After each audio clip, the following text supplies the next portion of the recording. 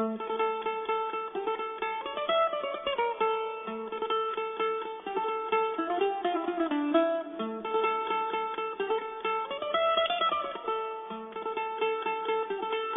we are and what we are is okay. There's no, Well, there's nowhere to go. I am okay. You are okay.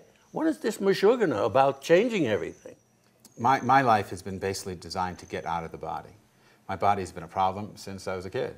I mean, I went to Camp Husky. Not good, you know? I mean, I have dozens of childhood memories about being too fat, being overweight.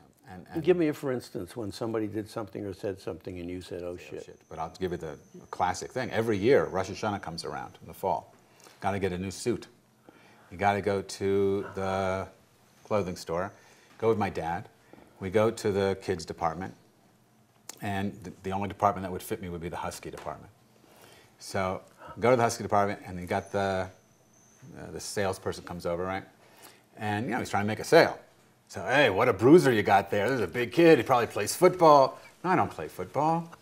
I don't. If I played football, I wouldn't be so fat. You know, I don't exercise. Well, you might, but at least you feel good about it. Yeah, right, right. You know, I mean, I could have said no. I'm training for sumo wrestling. I could have come up with something, but I didn't. And you know, my dad goes, nah, he doesn't play anything. He's just fat. And so this, you know, the retail guys. He didn't literally say he's just fat. Yeah, Your father. Yeah. Anyway, so every year you got to go through the suit thing, and you get a suit that makes you look like, I don't know, a balloon in a Macy's parade, and you live with that for this. But I tried to overcome it by trying every sport that I could think of. You want the church now to provide what you couldn't provide for yourself. Yeah. Well, look, why do you think Stan Lee creates the Hulk? Stan Lee's Jewish. Is he? You know, I mean, why do? I mean, I think all these early comic book guys were all the 90-pound weaklings who had to invent alter egos that could beat the crap out of the big bad guys they invented in their comic books. Okay, so isn't that good enough? So those are rascals. They're not holy rascals, but those are rascals. That's a Rascalian view of the world, isn't it? Yeah, Stan Lee and comics and. Yeah, they're rascals. They're saying, you know what we need? We need Superman. Okay, right, we need Spider-Man. Yeah, okay. We don't need God. You want God, we don't need God. We got Spider-Man. Do you think you're a holy rascal? Because other people do think you are. Yeah, so it's okay if you say, yes, I do. I want to You're be. the one that, who's the one that? Sister Jose Habde. She's the one that coined the phrase? Yeah. And she coined it in relation to you? She jumps up and she goes, "You are a holy rascal." And then she sat down. And I said, I got to make a note of that for my resume. So that's where I got that. That's where that came from. But I like it. I don't know if I'm a holy rascal, but I want to be a holy rascal. I think that we should be reading Kafka from the pulpit, and not just the quote sacred texts of our traditions.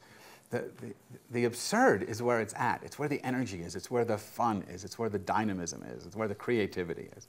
And trying to live in the absurd is what I think spirituality is about. Denying the absurd, and I know I'm intellectualizing, but that's what I do. To go back where I thought you were going, I'm addicted to words. Yes. I make my living from words. I love words more than anything else. I had to learn how to be silent to the extent that I can be silent. But chatter is my game. I'm intrigued by you becoming a character for me. Now, become the rabbi who really believes that the law was given, it's the law that must be obeyed, it's the law that will empower us to be fully who we really are. Be that man. Tell me with maybe a little accent, it's up to you. I shouldn't impose on, but it's all right, okay? Listen, you got to deal with the realities of God and what God is bringing into your life through the Torah, because the Torah is the only revelation.